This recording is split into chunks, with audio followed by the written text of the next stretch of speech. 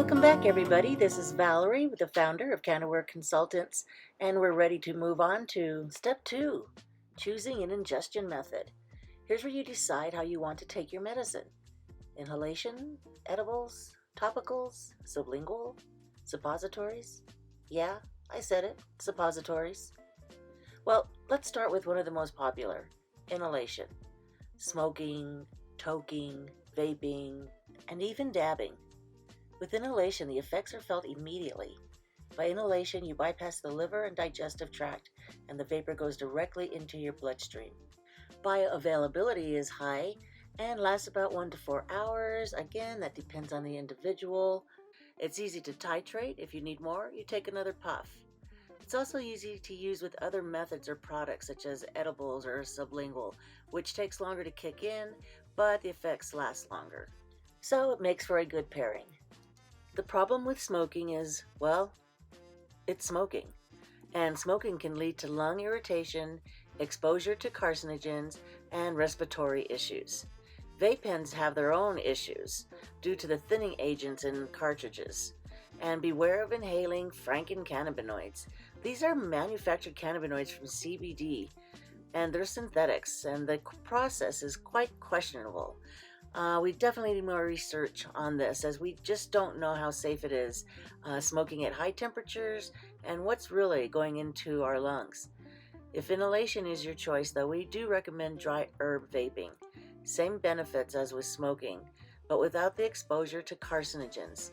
Lower temps are used so you can get all the cannabinoids, and it's the best way to get the most terpenes. It is an expensive upfront investment, but aren't your lungs worth it? Okay, on to edibles. Edibles are a different animal, especially if edibles have a high THC content like 5 or more milligrams per serving. With edibles, it's important to start low and go slow. Edibles are a great way to manage pain relief throughout the day and sleep through the night. But you have to be careful because it can be easy to overdo it on edibles, especially if it's baked goods like brownies or cookies or even gummies. It's so tempting to eat more than just one.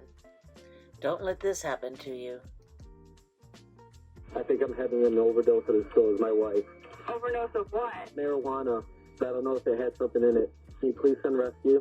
Did you guys have fever or anything? No, I think we're dying. Oh, how much did you guys have? I don't know. We made brownies, and I think we're dead. Time is going by really, really, really, really slow. Well, instead of being charged, Edibles can really pack a punch because cannabinoids are absorbed through the digestive tract and sent to the liver. The liver then converts THC into a stronger molecule called 11-hydroxy-THC. And that's why edibles affect you differently than when inhaling or using other consumption methods. And because it's going through your stomach, it takes a while before you actually feel the effects. It can take a half an hour to 4 hours, but will last 6 to 8 hours, or longer if you've had too much. CBD can help offset the effects of THC if you find you're experiencing any negative side effects. Negative side effects includes hallucinating, nausea, vomiting. Yeah, it's not pretty. So to avoid making any 911 calls, it's important to start low and wait a couple hours before taking more because you thought the first dose wasn't working. Okay, so let's talk about the sublingual method. This is taken by holding under the tongue. This allows the cannabinoids to be absorbed through the mucous membrane and straight into your bloodstream without passing through your stomach or digestive tract.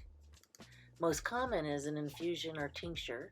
The difference is a tincture is made with alcohol and infusions are made with something else like a coconut or olive oil. CBD or hemp oil is commonly known for taking sublingually, and there's also mints and breath strips that dissolve in your mouth. And if you don't like the flavor or texture, you can always add it to your tea or any beverage or food, but then it's like an ingestible and it takes a lot longer to take effect. When selecting a product, make sure you read the label. You want to check for third-party testing and make sure that they are testing for potency, bacteria, heavy metals, pesticides, and solvents. You want to know what's in your medicine. And you also want to know who made your medicine. So you want to check for the company name and contact info. What are the ingredients? Is it a full spectrum or broad spectrum? How much CBD, THC, or other cannabinoids is in the bottle? How big is the bottle? How many servings per bottle? What is the total cannabinoids per serving? And again, if you're taking an infusion or tincture with high THC content, start low and go slow. Next, let's talk about topicals. Topicals are a great way for someone to start out if they're uncertain about cannabis. But topicals include lotions, balms, bath bombs, patches, massage oils, anything applied on the skin. And cannabinoids are absorbed through the epidermis and dermis. Cannabinoids are directly absorbed into the receptors on your skin.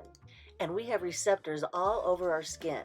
Topicals have a quick onset, about 15 minutes, lasts about 2 to 4 hours, very easy to use.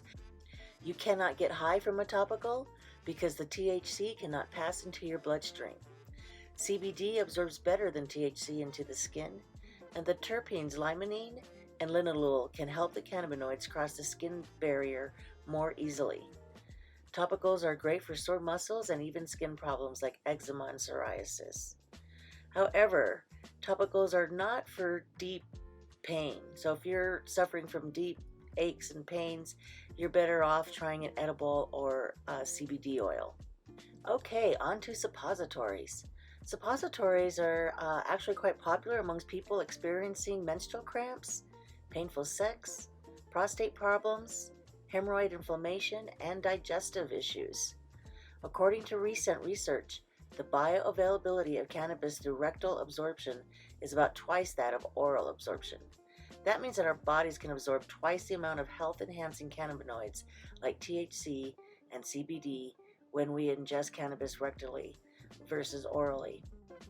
This can make rectal suppositories a great way to maximize the health benefits of medical cannabis in a cost-efficient manner. Suppositories are an efficient way to benefit from high doses of THC without the intoxicating effects for most people. Remember, every body is different. It just depends on the potency of the THC and sensitivity of the individual. For anyone dealing with allergies, be sure to examine the list of ingredients to make sure it does not contain anything that can cause an allergic reaction. Okay, last but not least, let's talk about transdermal patches. Transdermal patches provide another method of delivering CBD quickly to the body that provides faster and more long-term pain relief. CBD is slowly released into the bloodstream through the skin, bypassing the digestive system and thereby increasing the bioavailability of the product.